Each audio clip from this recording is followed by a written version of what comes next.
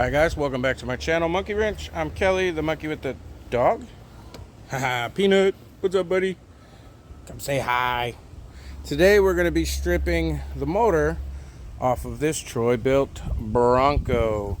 The transmission is no good, and I have way too many machines around here, including 3 outboards that I'm going to be working on in the next few videos.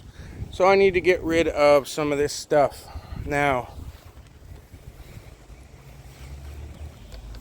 this motor is a big old Kohler twin cam, 17 horse, and people ask me all the time, can you swap a motor from one machine to another?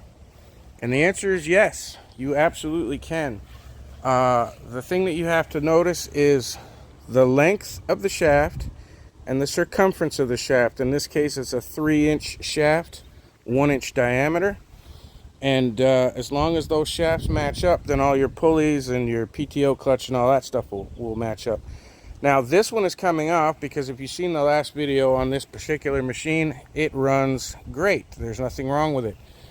And I am going to be putting it on another 0 turn. Yes, you can put them on 0 turns. To give you an example, this is my Gravely Z34. And it only has a 15 horse motor on it. Okay, the stickers have been taken off. It's a 15 horse Kawasaki. So to give you an example, a 17 horse will definitely work on a 0 turn. This is the newest one, and I can't remember what size motor it has on it. I love this machine. I don't think these videos are out yet. This is a 22. So on a smaller 0 turn or a box store 0 turn, you can absolutely take a 17 horsepower and stick it on a 0 turn. So if you have a 0 turn and you need a motor for it, just check the shaft diameter and the shaft length. And that's pretty standard across the board, 3 inches by 1 inch. So it's real simple to take these off. I don't want anybody to be afraid of how to do it, so I figured I'd show you. On this particular one right here, we have this plug. I've already loosened it. You have to unplug this plug. You also have to take the wire off your starter. Make sure that your battery is undone. In this case, it's been removed before you get started.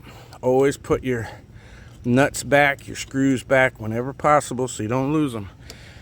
The other thing we have to do in order to get this one out is take this front cover off here, which is a bolt here and a bolt here, and I've already taken them out, or at least loosened them up.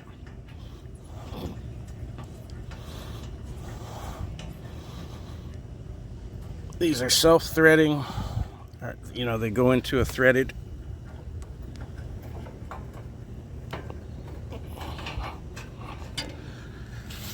I'm going to do the same on the other side.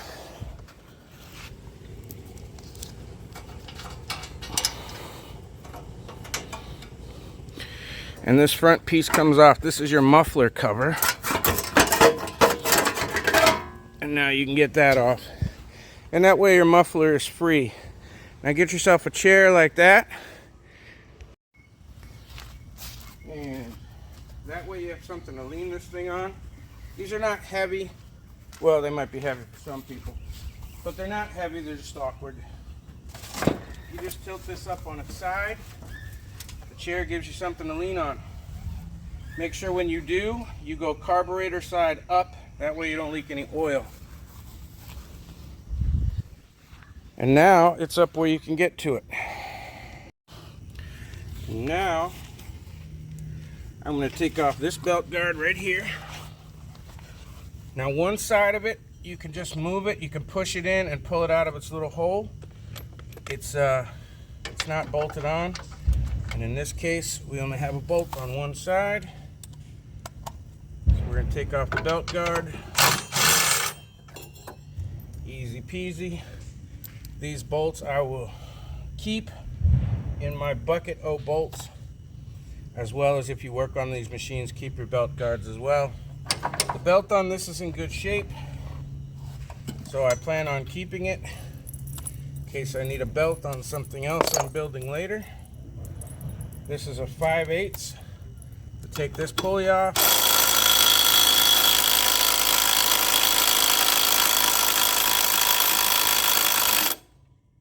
I don't have the strongest of impact wrench, but let's take that bolt off and I'll be right back. Alright, I had to break the big guns out to get this bolt out. Somebody put Loctite in there, and I had to get the big impact driver. If this is your machine and this bolt does not come out, vibrate out on its own, don't put Loctite on here. I have literally in the past put impact drivers on here or big bars and sheared this bolt off and caused more problems than it's worth because somebody thought they needed to put Loctite on here. It is not necessary in 99 out of 100 cases. Take the bolt out, the pulley will pull off. If it does not pull off because it's rusted, you're going to have to heat it with a torch and quench it with a garden hose to break that rust. You can use a wheel puller, but that isn't usually strong enough. You can use a vibrating impact hammer to get it off. In this case, we're good. So you're going to pull that off. You're going to get your belt off of there. There's your pulley. Small one goes at the top, large goes on the bottom. Now all that's left is to take out the 4 engine bolts. This is the mounting bolts. So I'm going to take out 3. I'll take 3 of them out. Alright, and if I take that 4th one right now, that engine's going to fall. So you can either go around it with a ratchet strap to hold it on until you stand this thing back up, or what I like to do is just take the bolt out about halfway. Now I'm going to move my tools out of the way. I'm going to stand it back up, and then I'll take the last bolt out, and then I'll show you lifting it off of the frame. Because that's it, boys and girls. That's all there is to it. Changing these motors. They are interchangeable. Easy peasy. Alright. Tools out of the way, sort of. Stand her back up.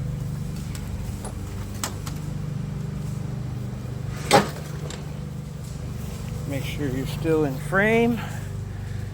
There we go. Now I'm going to take that last bolt out, and I may have to go and get a wrench to get it off. Because I don't think I can get my impact in there. I'll just use the ratchet. It's already halfway out.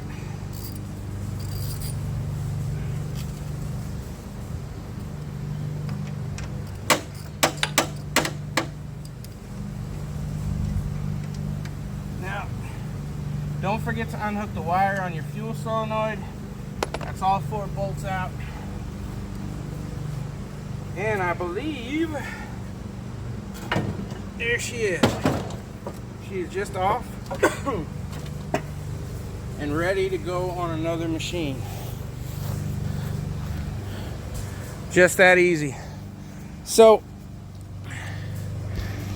if you're wondering whether you've got a machine and you want to be able to take a motor off of one and put it on another, the engine bolts are usually 4 bolts on the bottom on the riding mowers and 0 turns, and they're usually already pre-drilled and they're all the same distance from each other.